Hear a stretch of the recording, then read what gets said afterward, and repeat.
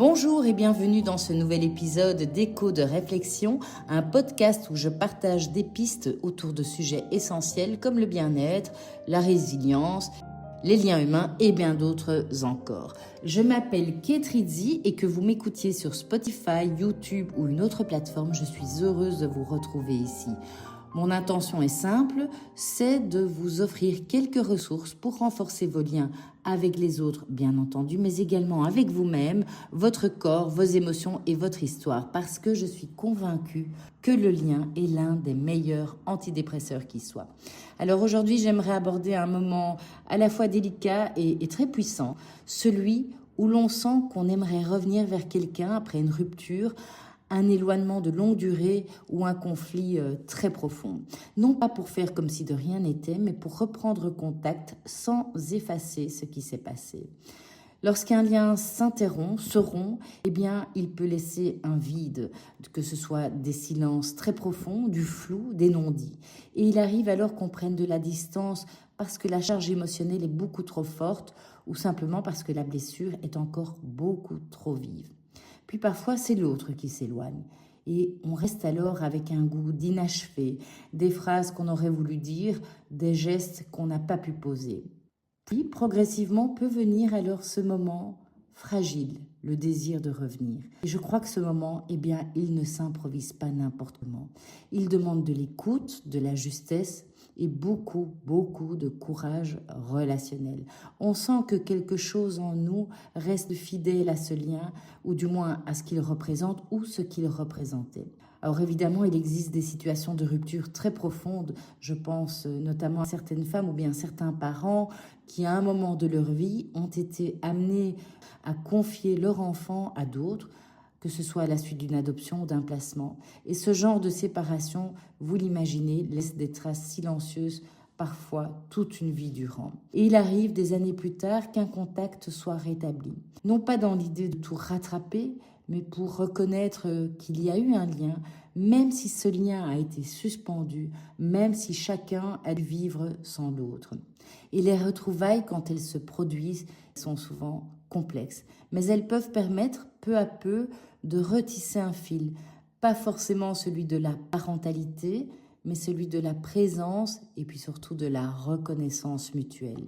Je pense également à des couples. Nombreux sont ceux que j'ai pu accompagner, séparés par exemple après une relation extra-conjugale. Pendant plusieurs mois, chacun vivait avec un mélange de colère, de tristesse et un sentiment d'injustice très vif. Reprendre contact ne signifie pas effacer l'infidélité ni minimiser la douleur que cette rupture a causée, mais ce n'est pas non plus s'obliger à pardonner immédiatement. Parce que dans ce genre de situation, on voit souvent se mettre en place une dynamique assez typique, assez particulière, qui est que le partenaire qui a été blessé, disons plutôt alors celui qui a découvert qu'il n'était plus seul dans la relation, souvent il éprouve un besoin de vérifier, de demander des preuves, de s'assurer qu'il n'y ait plus de secret. Et cette vérification peut devenir quotidienne au point de créer une tension permanente. Alors de l'extérieur, on peut juger que cette attitude est excessive, mais elle traduit une peur profonde parce que si je ne contrôle pas, je risque d'être à nouveau humilié, peut se dire ce partenaire-là. Et de l'autre côté, celui qui a eu justement cette relation en dehors du couple peut se sentir submergé par la culpabilité. Il peut en arriver à se demander s'il pourra un jour être considéré autrement que comme celui ou celle qui a détruit la confiance, donc celui ou celle qui a fauté. Et parfois, cette culpabilité devient tellement, comment dirais-je, écrasante, qu'elle finit par bloquer toute tentative de réparation. Parce que quand on se vit uniquement comme étant le ou la fautif, eh bien, on n'ose plus nécessairement proposer autre chose que des excuses répétées. Et face à un partenaire qui vérifie sans relâche, on peut alors ressentir un sentiment d'étouffement, une impression de ne plus avoir droit à la moindre confiance, même sur des petites choses du quotidien. Et c'est justement dans cette zone délicate que se joue la possibilité d'un nouveau départ. Non pas par un retour naïf à l'avant, mais à une interrogation. Qu'est-ce qui, dans notre histoire, nous a conduit à cette rupture? Qu'est-ce qui, malgré tout, nous relie encore? Qu'est-ce que chacun de nous est prêt à revisiter? Et je dis bien chacun de nous qui est prêt à revisiter et donc à transformer. Parce que j'entends souvent dire, on aimerait que ce soit comme avant. Mais le comme avant, c'est justement l'avant qui nous a amenés à cette crise. J'aime bien rappeler justement que ce mot crise vient d'un idéogramme chinois qui signifie à la fois le chaos, mais également l'opportunité. Donc cette épreuve, cette crise peut devenir un moment de redéfinition pour le couple. Et si on choisit de l'aborder comme une possibilité d'évolution et non comme la fin de toute valeur partagée, alors je crois qu'on peut se donner justement cette possibilité de transformation. Et puis parfois, ce sont des frères, des sœurs qui cessent de se parler après une dispute familiale, après un différend financier ou simplement après un héritage qui réveille des histoires anciennes. Et des années peuvent passer dans le silence et la certitude qu'on a été lésé plus que l'autre. Et puis un jour, l'un des membres de la fratrie ressent que la fidélité au lien du sang n'est pas la seule chose en jeu. Il y a peut-être le besoin de se libérer de la rancune pour pouvoir avancer.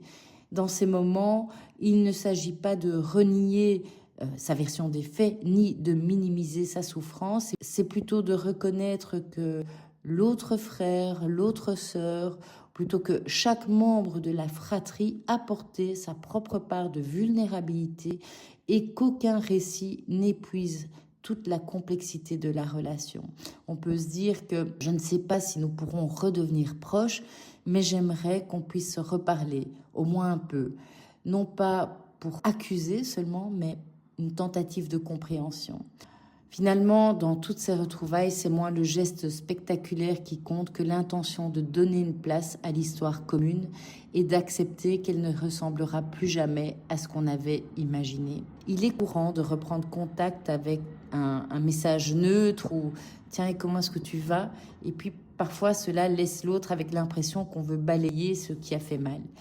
Et justement, ce n'est plus comme avant, ce n'est pas grave.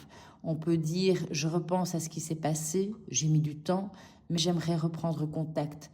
Pas pour revenir en arrière, mais pour voir s'il y a un chemin à réinventer. Revenir, ce n'est pas gommer le passé, ni faire comme si rien ne s'était produit, ou s'excuser pour tout, si ce n'est pas juste. Mais peut-être reconnaître qu'il y a eu du vécu, qu'il y a eu des blessures, laisser de la place au récit de l'autre, et accepter que le lien évolue même s'il ne revient pas à ce qu'il était. Si l'autre ne répond pas, ce qui peut arriver, eh bien, je crois que ça fait également partie du chemin. Parfois, l'autre n'est pas prêt, on ne souhaite pas réouvrir la porte et c'est important de ne pas confondre retour et réciprocité. Revenir, c'est poser une pierre du côté de la relation, pas forcément reconstruire un pont. Et dans certains cas, écrire une lettre, même si elle ne sera jamais envoyée, eh bien ça peut suffire à clarifier votre position intérieure et finalement à rester fidèle envers vous-même. Si le lien se réactive, eh bien, je crois qu'il est important d'y entrer avec délicatesse en respectant le rythme de chacun. Ce n'est pas un retour à l'avant, c'est explorer une nouvelle forme de lien, peut-être plus mature, parfois plus pudique, mais peut-être plus juste et plus vrai. On peut dire simplement qu'on est content de se reparler, qu'on aimerait peut-être avancer sans nier ce qui s'est passé. Parfois, le silence, eh bien, il fait partie du lien et permet aux émotions de reposer, de se reposer et à la relation de respirer. Revenir vers quelqu'un après une rupture, ce n'est pas trahir le passé, c'est pouvoir le reconnaître et parfois lui offrir un nouvel espace, une forme nouvelle, une forme peut-être plus vivante. C'est aussi d'une certaine façon un geste de responsabilité envers la relation, une manière d'essayer de réparer sans effacer, d'honorer ce qui a compté sans chercher à tout imposer. Et puis pour conclure, parfois revenir sans faire semblant, c'est peut-être le plus beau cadeau qu'on puisse offrir à une relation et finalement à soi-même.